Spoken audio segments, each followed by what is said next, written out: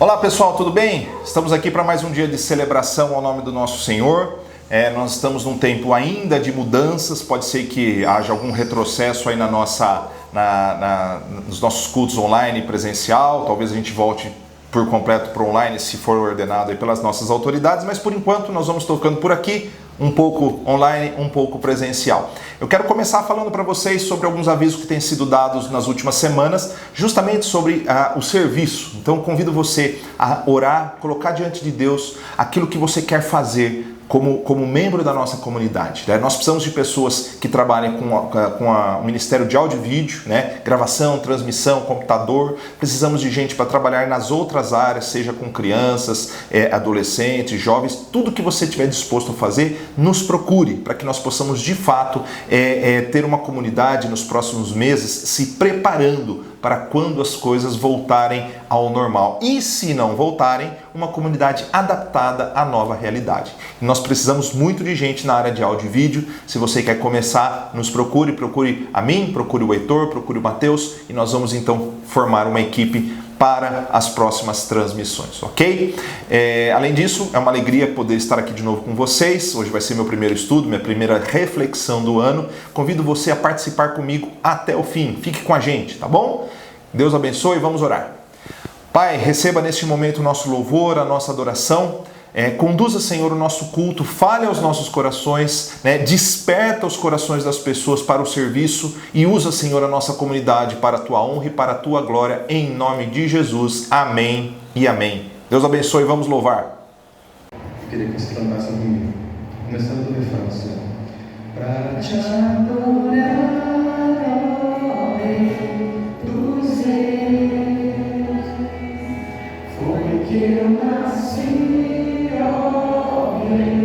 Jesus, meu prazer é te louvar, meu prazer é estar nos atos do Senhor, meu prazer é viver na casa de Deus, onde flui o amor. Mais uma vez para te adorar. Pra te adorar, ó Rei dos Reis, foi que eu nasci, ó Rei Jesus. Meu prazer é te louvar, meu prazer é estar nos atos do Senhor, meu prazer é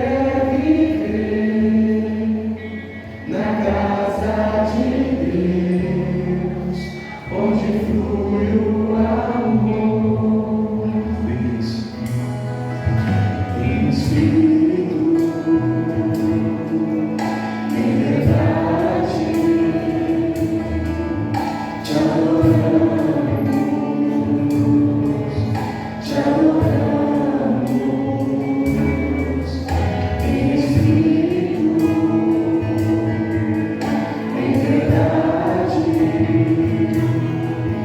te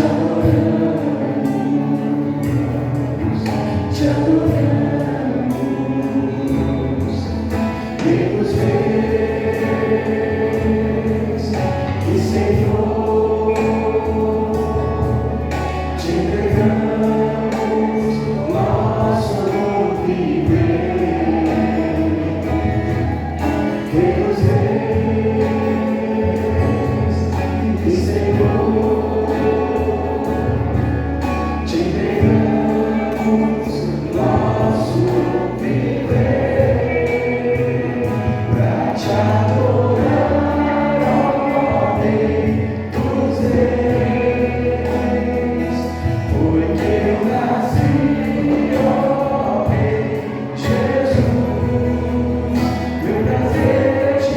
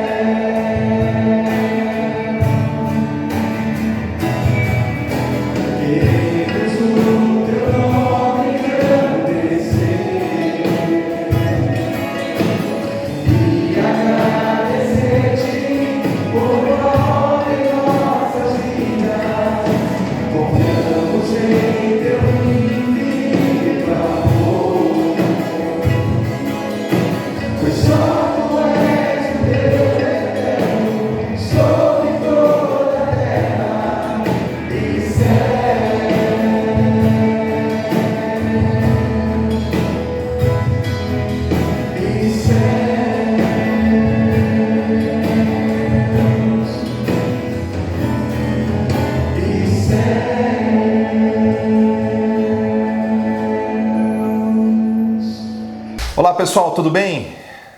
Minha primeira meditação do ano, reflexão, estudo que vou transmitir a vocês e quero ir direto ao ponto para a gente não perder muito tempo. Eu não sei o que você pensa sobre qual é a nossa responsabilidade, eu digo a minha e dos pastores da nossa comunidade e de outros pastores, pregadores, qual de fato é a nossa função. Talvez alguns de vocês, mesmo sem afirmar isso categoricamente, confundam um pouco na mente, mesmo sem elaborar muito objetivamente isso, imaginando que o ministério pastoral se assemelha muito à função de um orador, de um palestrante, até mesmo de um coach, de um ator ou de algo parecido, né? Se essa é a visão de algumas pessoas, e realmente é a visão de algumas pessoas, fica difícil a gente atender às expectativas e concorrer com oradores carismáticos, né, engraçados, que usam os recursos da oratória como um fim em si mesmo, né, com propósitos diferentes,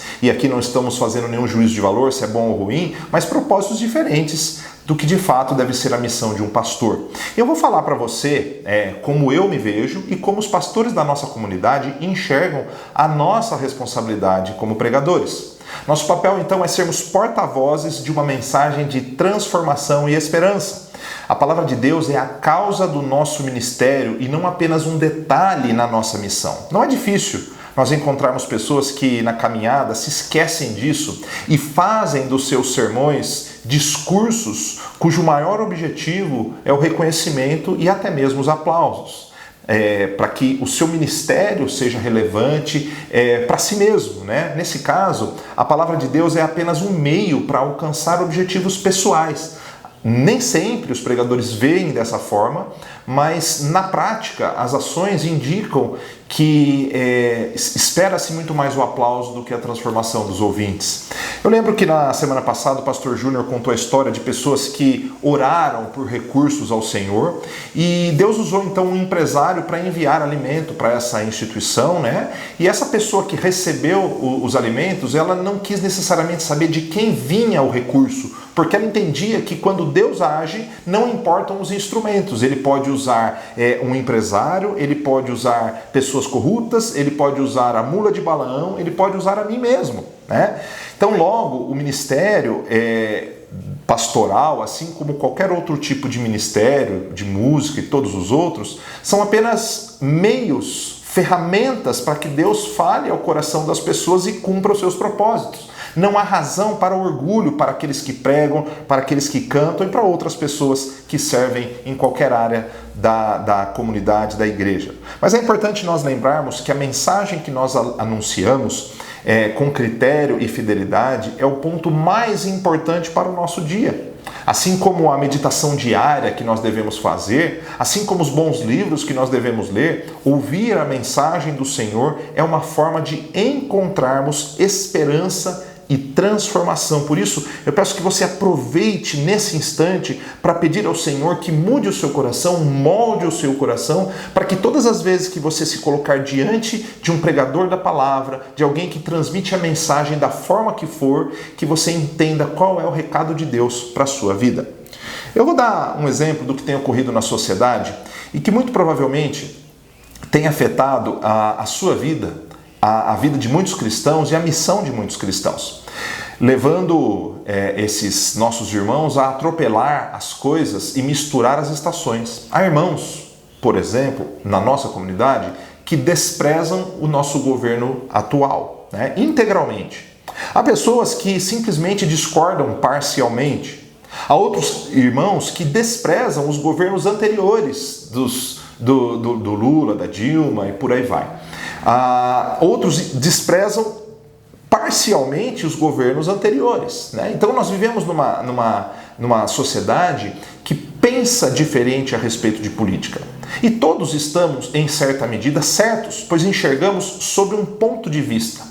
Então nós analisamos o que foi ruim desse governo e nos colocamos contra ele porque nós entendemos que aquele governo está errando nessa direção. Só que aí nós começamos a um outro grupo de líderes e aí nós percebemos que esses grupos de líderes também têm erros incríveis e nós então começamos a atacar esses grupos de líderes. Por paixões políticas, por convicções divergentes, os cristãos têm se tornado irônicos, agressivos inclusive uns com os outros, ingratos, injustos, e se tornaram parte do problema.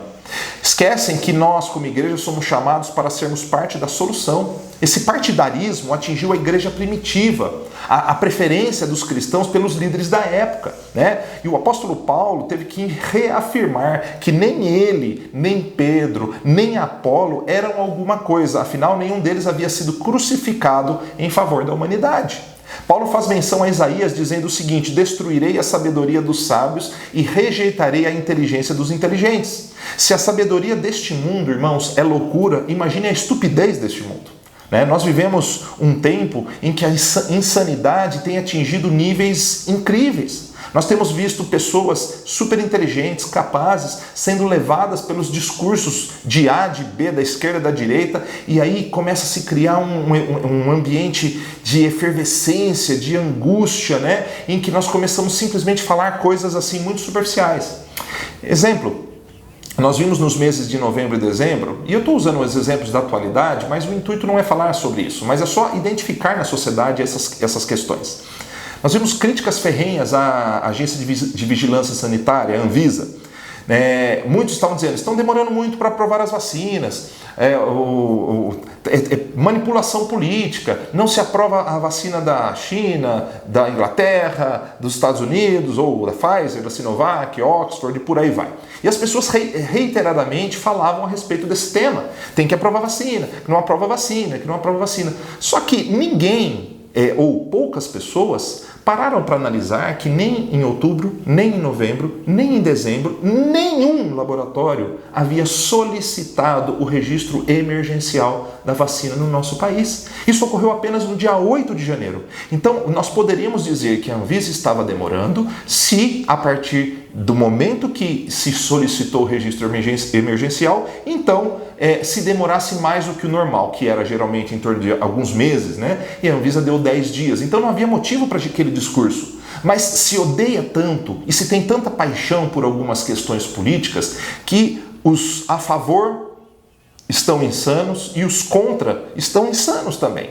Porque não consegue analisar coisas muito simples. O povo simplesmente diz o seguinte: ladrão, Lula ladrão, Bolsonaro genocida, Anvisa é um lixo, racista, machista, né? São frases muito superficiais, da mesma forma que lá no início da história da era cristã gritaram: solta-nos Barrabás, crucifica Jesus. As pessoas tinham elementos em mãos para entender que Jesus era o Filho de Deus, mas foram incapazes de analisar com critério aquilo que havia sido planejado pelo Senhor. Hoje nós enxergamos. E talvez daqui a alguns anos as pessoas enxerguem o quanto a igreja de hoje tem sido insana nas suas postagens em redes sociais. E aqui não se trata de preferência de um lado ou do outro, mas o objetivo é fazermos um chamado, porque como pastores nós somos porta-vozes de Deus para transformar a sua vida. Nós não transformamos, é o Espírito que o faz, mas nós somos porta-vozes de Deus para chamá-lo à sanidade, né? Um apresentador de rádio afirmou recentemente, o ano passado ele reiterou isso várias vezes, que paixões políticas emburrecem. E eu complemento, concordando com ele, na visão evangélica cristã, as paixões políticas podem muito bem tirar o foco da nossa missão. O evangelho ele está acima de qualquer paixão política, ideológica, partidária, assim como deve estar acima de qualquer coisa na sua vida. Nós não podemos nos deixar levar por nenhum dos lados. Seria legal se o debate levasse cada um de nós a questionarmos as nossas afirmações. Nós veremos que nós somos muito mais incoerentes do que nós podemos imaginar. E aí, feita essa introdução, nessas 2 semanas eu quero chamar a sua atenção para que você dê alguns passos para trás. E veja que há muito para aprendermos com o Senhor, para depois então caminharmos no debate público. Nós aprendemos com o Senhor, desfrutamos do Evangelho, nos aprofundamos nele, então nos aprofundamos nas questões públicas, podemos nos posicionar, mas nenhuma posição nossa, em qualquer área da nossa existência, ela pode estar acima do que o Evangelho diz. Eu preciso que você abra o seu coração e entenda que eu não falo por mim mesmo, mas eu trago um desafio de transformação. E eu falo com você hoje a partir do texto de 2 João, a segunda carta do apóstolo João, que muito possivelmente foi escrita quase no ano 90 da era cristã. E eu convido você a abrir lá em 2 João, um texto bem curtinho, na verdade o menor livro aí, em termos de versos do Novo Testamento. E o título que nós vamos trabalhar hoje é Amor e Verdade. Um subtítulo que eu não pus na divulgação seria O Discípulo na História. Amor e Verdade, o discípulo na história.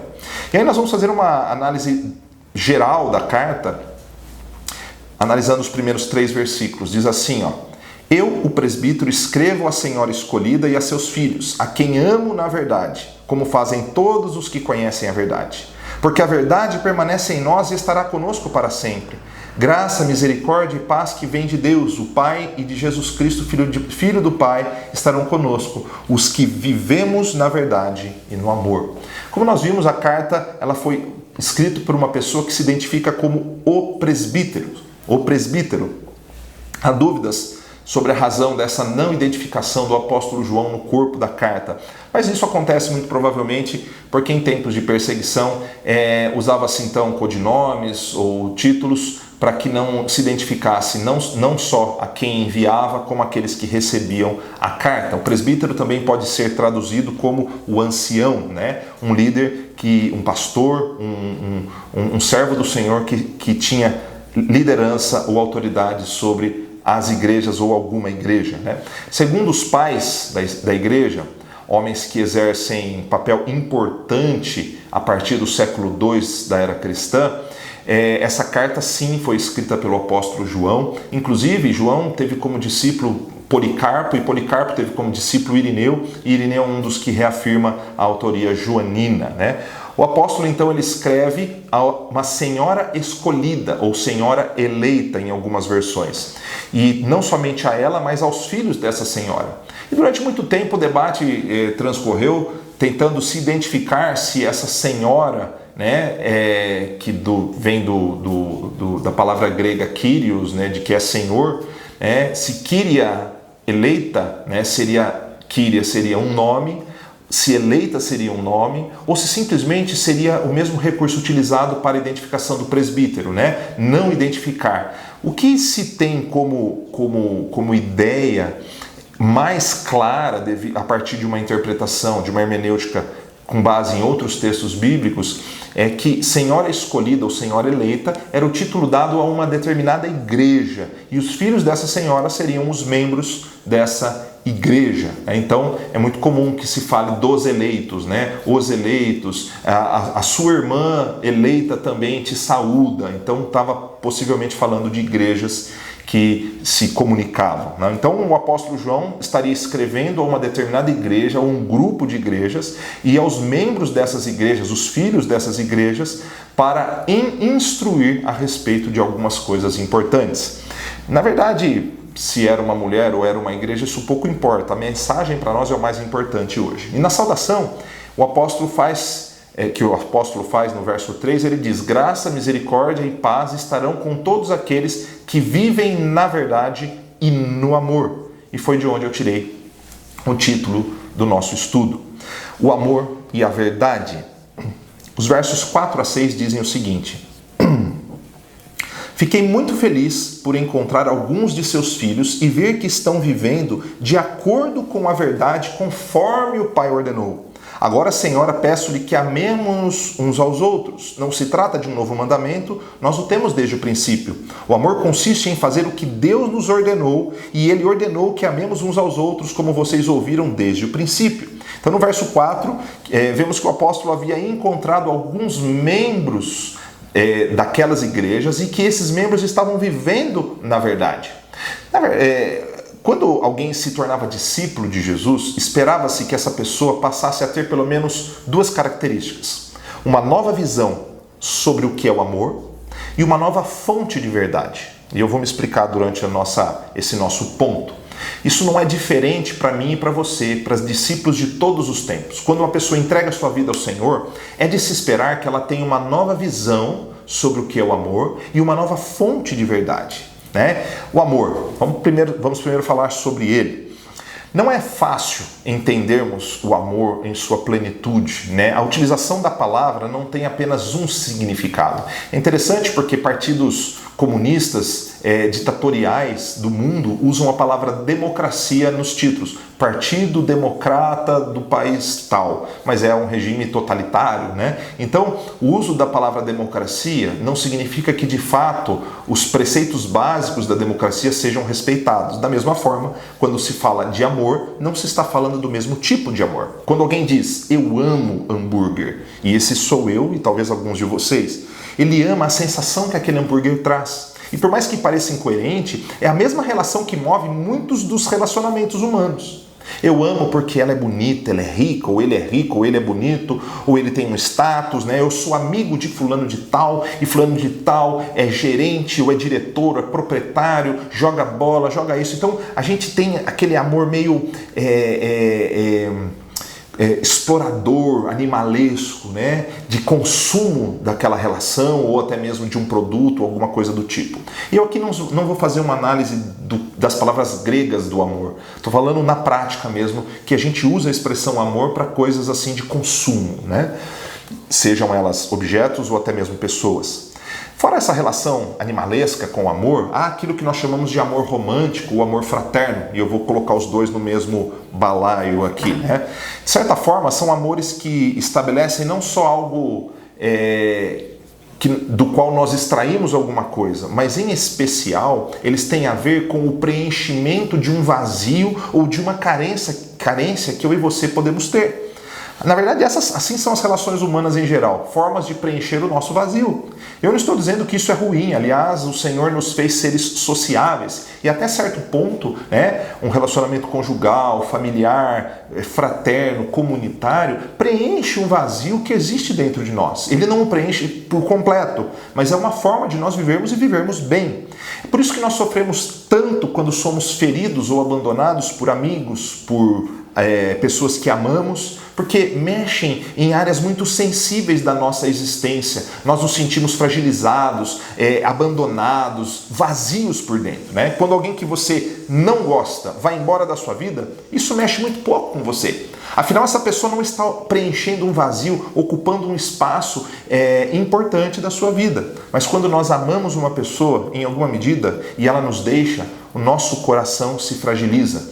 O pastor sente muito isso com as pessoas com quem ele se relaciona, com quem ele tem interações e de repente a pessoa não está mais com ele, né? E são coisas normais da vida que podem acontecer, mas isso parece que arranca um pedaço de nós, e você já deve ter sentido isso, né?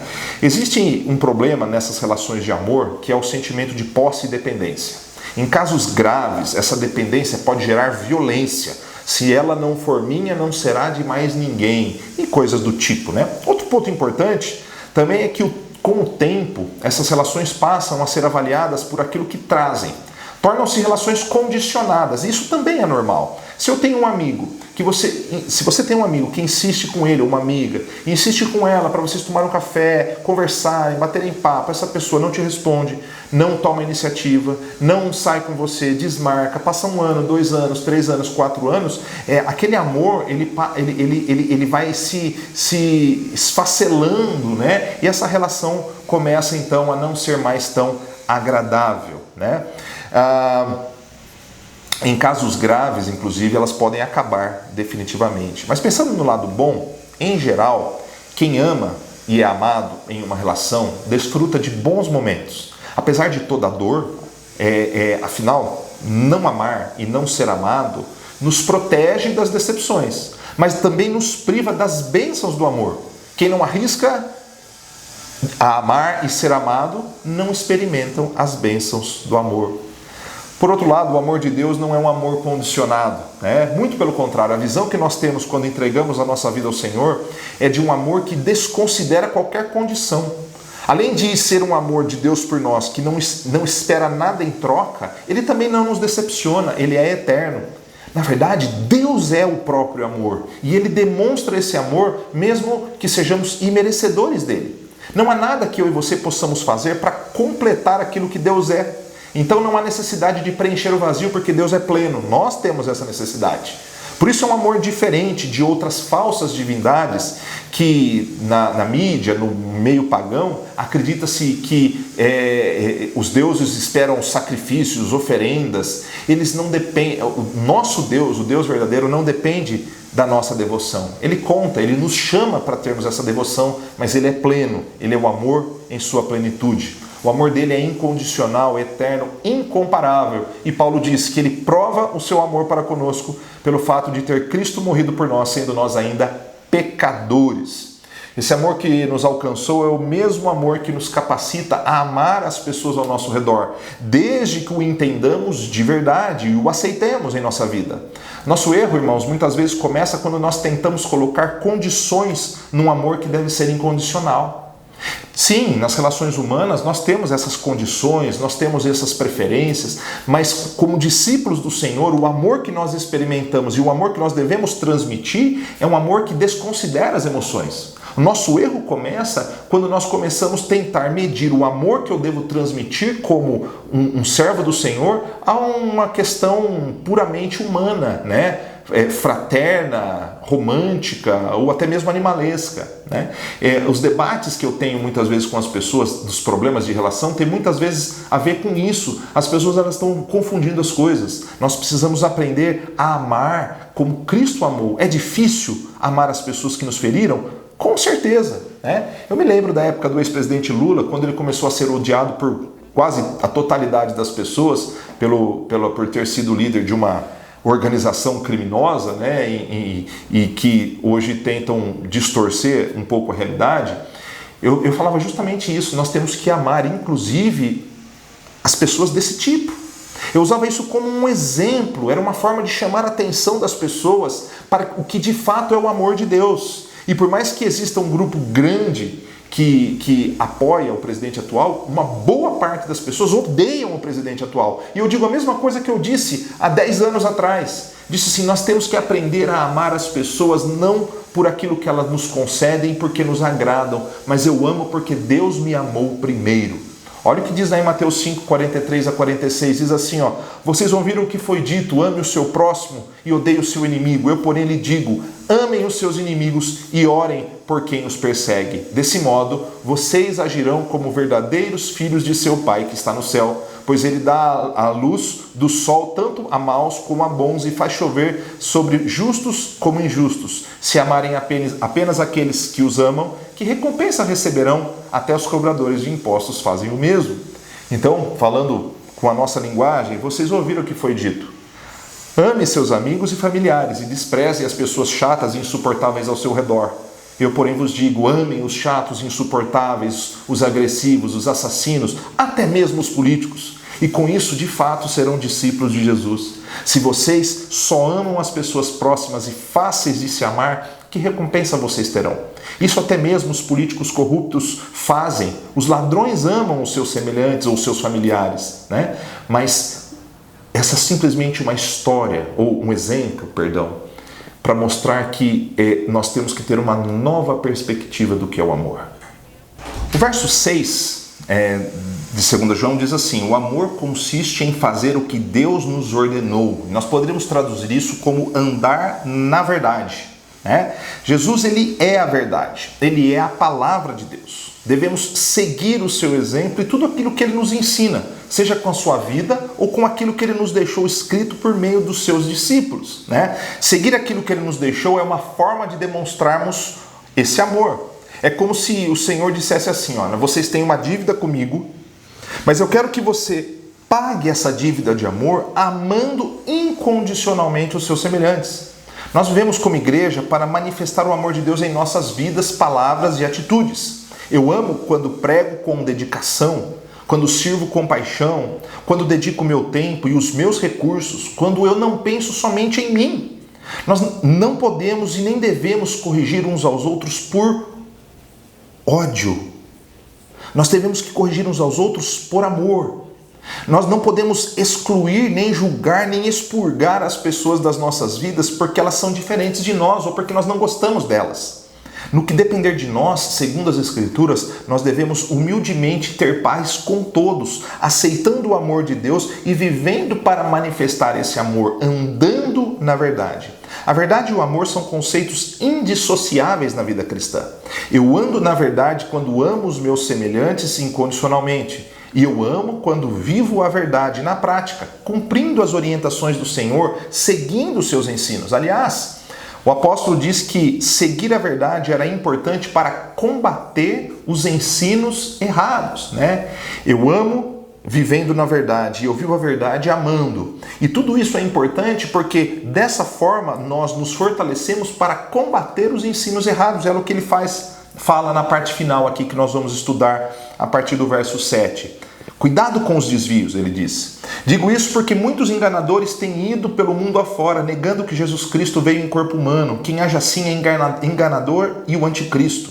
Tenham cuidado para não perder aquilo que nos esforçamos tanto para conseguir. Sejam diligentes a fim de receber a recompensa completa. Quem se desvia deste ensino não tem ligação alguma com Deus, mas quem permanece no ensino de Cristo tem ligação com o Pai e também com o Filho. Se alguém for às suas reuniões e não ensinar a verdade de Cristo, não o convidem a entrar em sua casa, nem lhe deem algum tipo de apoio. Quem apoia esse tipo de pessoa torna-se cúmplice de suas obras malignas. Tenho muito mais a lhes dizer, mas não quero fazê-lo com papel e tinta, pois espero visitá-los em breve e conversar com vocês pessoalmente. Então nossa alegria será completa. Saudações dos filhos da sua irmã, eleita ou escolhida. Então, a partir do verso 7, o apóstolo relata uma preocupação que tinha e alerta os destinatários da carta quanto ao perigo de alguns desvios acontecerem. Naquele tempo surgiu uma forma ainda inicial do que se tornaria no segundo século o gnosticismo, né? Uma visão de um cristianismo distorcido da verdade, negava Jesus Cristo como tendo vindo em carne. Né? Então, por que eu estou usando esse texto hoje. Porque, irmãos, lembra que a nossa missão como pastores é te ensinar a verdade. Doa a quem doer. Essa semana eu assisti um vídeo de um jornalista que falou sobre o lançamento da nova novela da Rede Record, que seria a novela Gênesis. E ele falou com um certo grau de espanto que a novela apresentaria uma visão da criação como sendo obra de Deus e não da evolução, né? Há algumas décadas, poucas pessoas duvidariam que Deus era o Criador e que Deus é o Criador.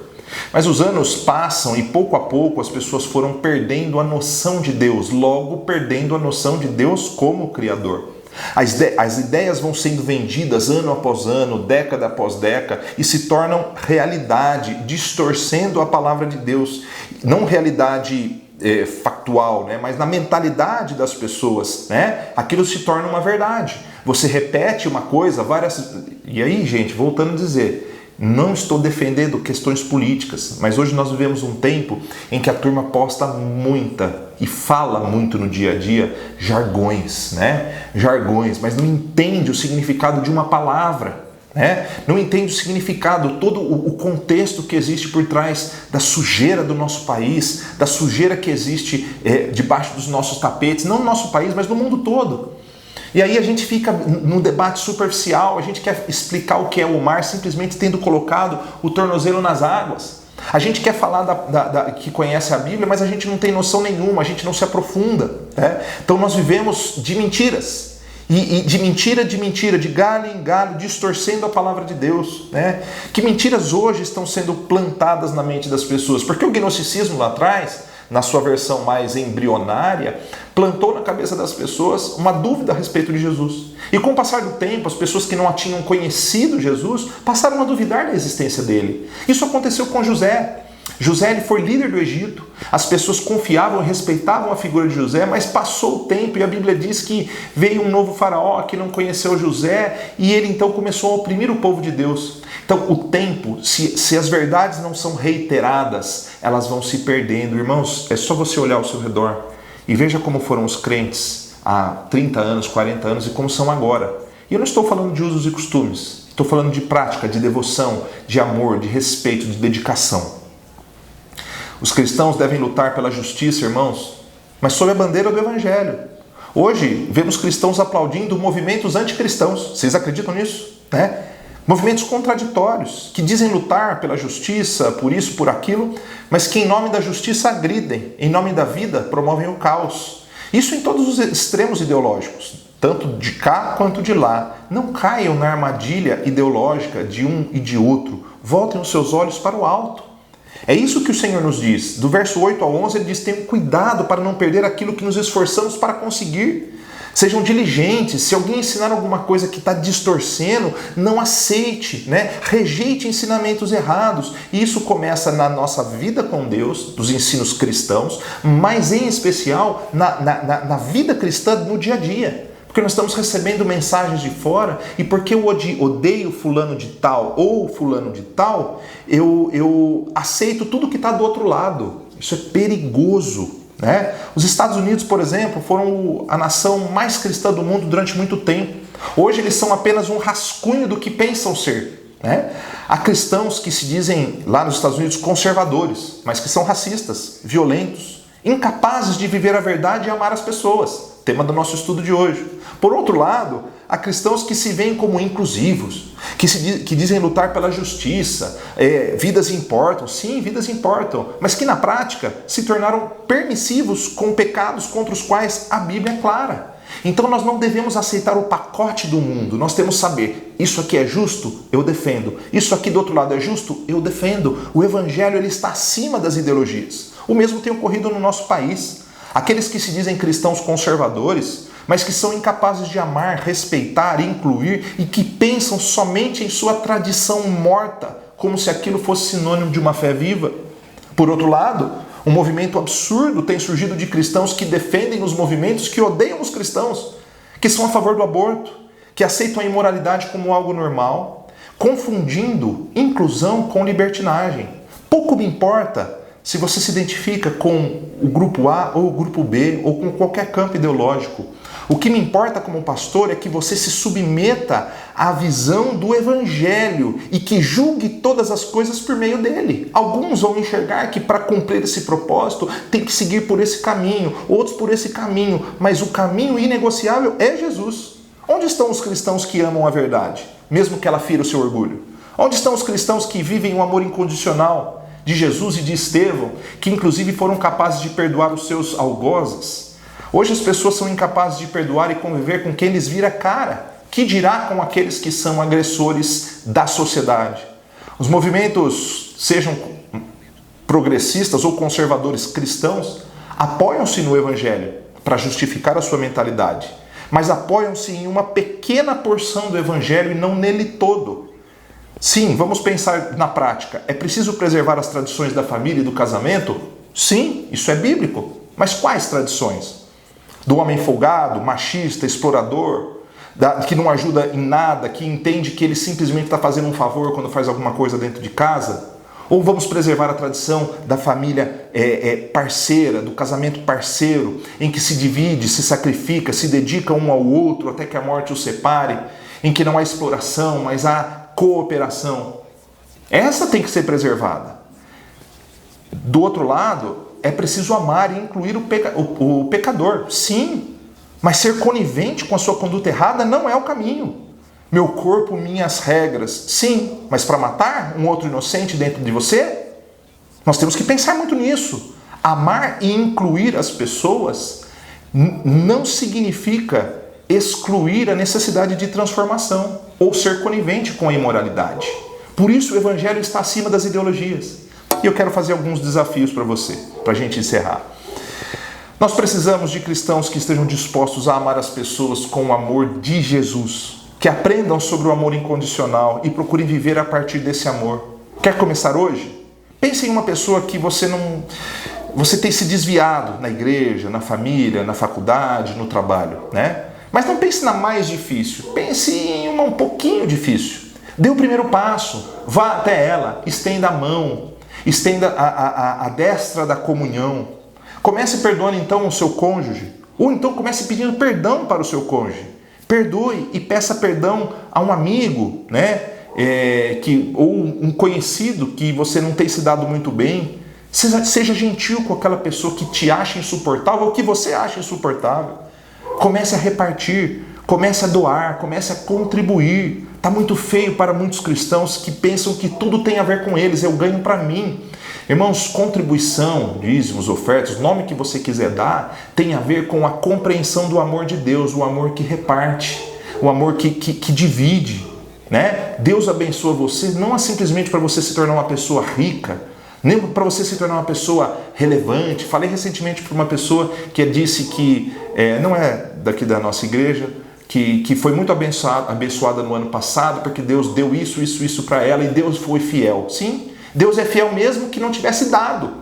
Então a gente tem que parar de achar e interpretar o mundo e a vida de fé simplesmente por aquilo que conseguimos ou deixamos de conseguir.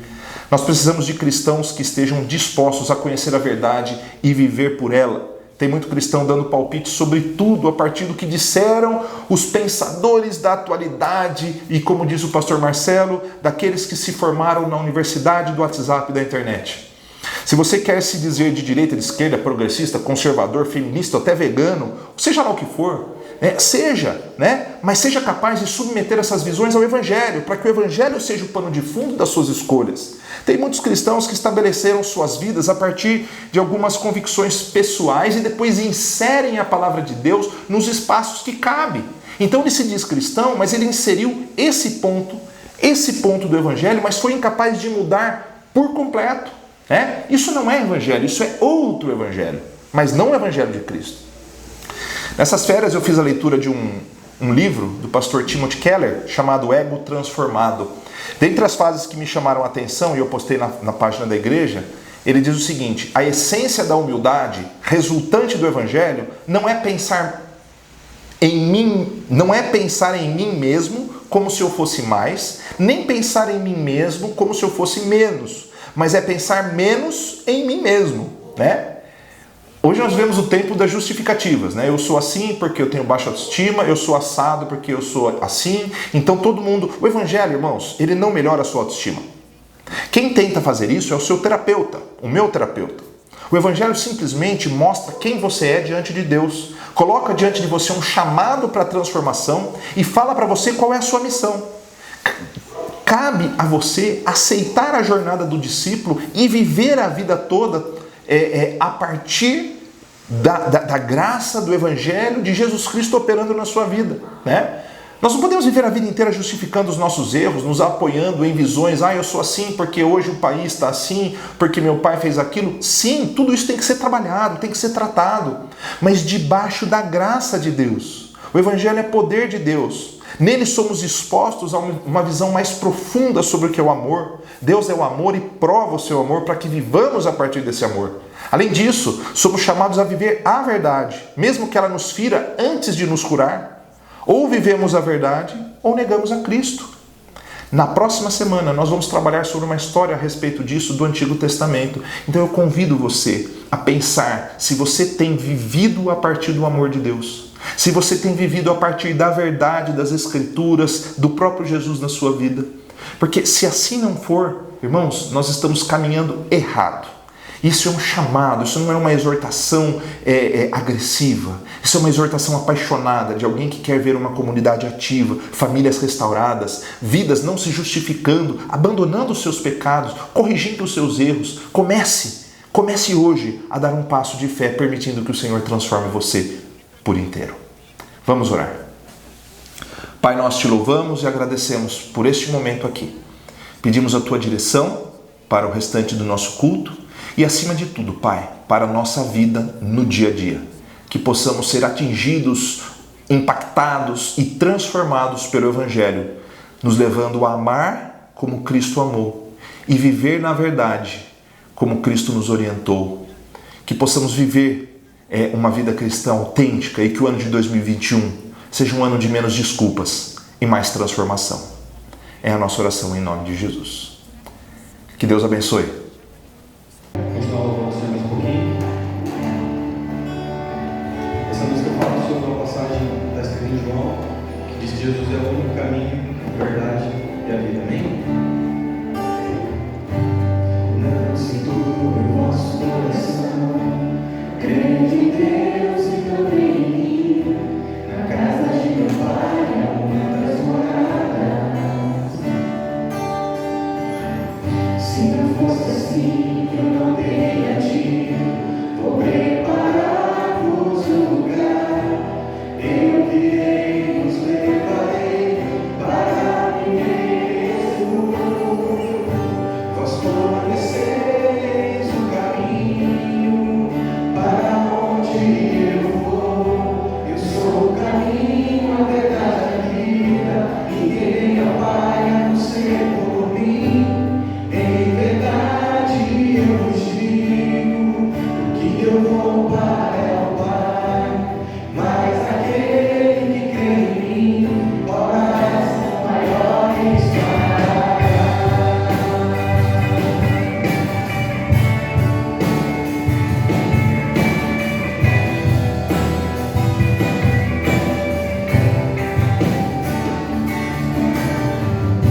Se me amares verdadeiramente, guardarei os meus mandamentos.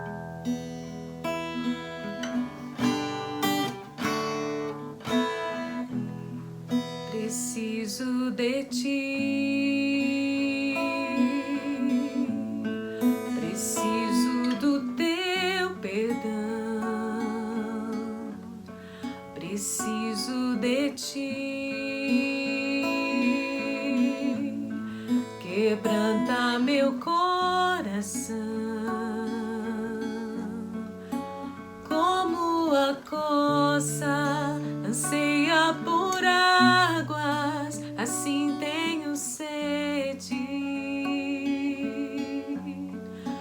Como terra seca, assim é minha alma, preciso de ti. Distante de ti, Senhor, não posso viver, não vale a pena existir. Escuta o meu clamor, mais que o ar que eu respiro, preciso de ti. Distante de ti, Senhor, não posso viver, não vale a pena existir. Escuta o meu clamor, mas que o ar que eu respiro, preciso de ti. Não posso esquecer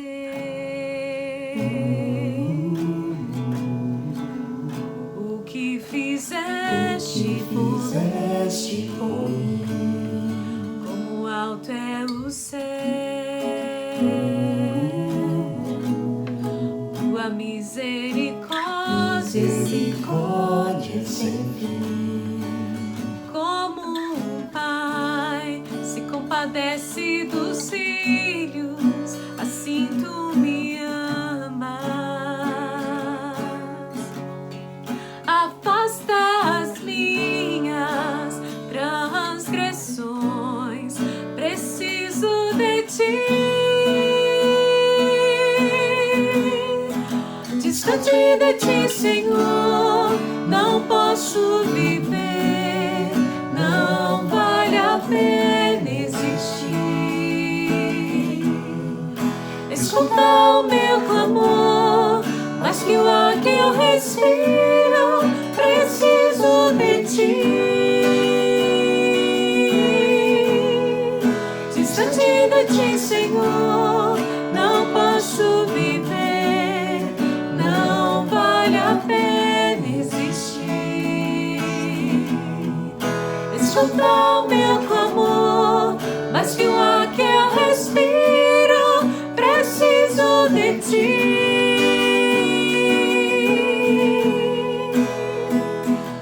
E as lutas vêm tentando me afastar de ti. Frieza, escuridão procuram me cegar, mas eu não vou desistir.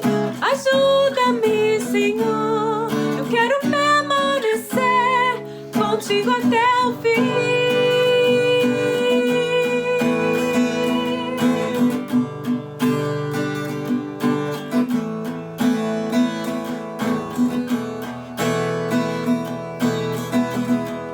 Distante de ti, Senhor, não posso viver, não vale a pena existir.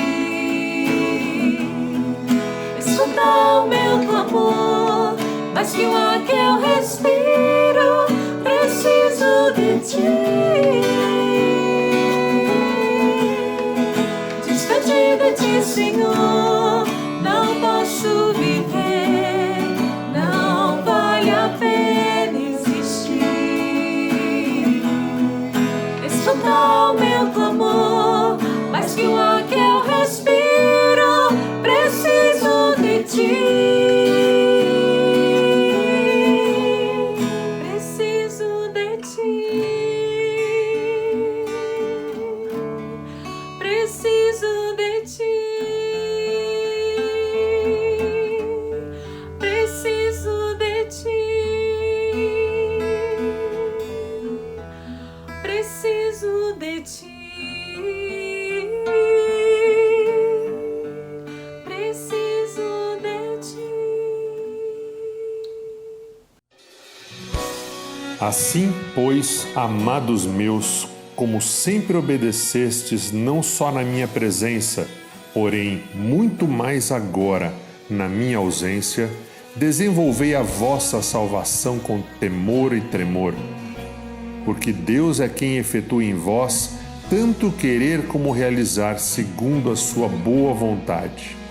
Fazei tudo sem murmurações nem contendas, para que vos torneis irrepreensíveis e sinceros, filhos de Deus inculpáveis no meio de uma geração pervertida e corrupta, na qual resplandeceis como luzeiros no mundo, preservando a palavra da vida, para que, no dia de Cristo, eu me glorie de que não corri em vão, nem me esforcei inutilmente.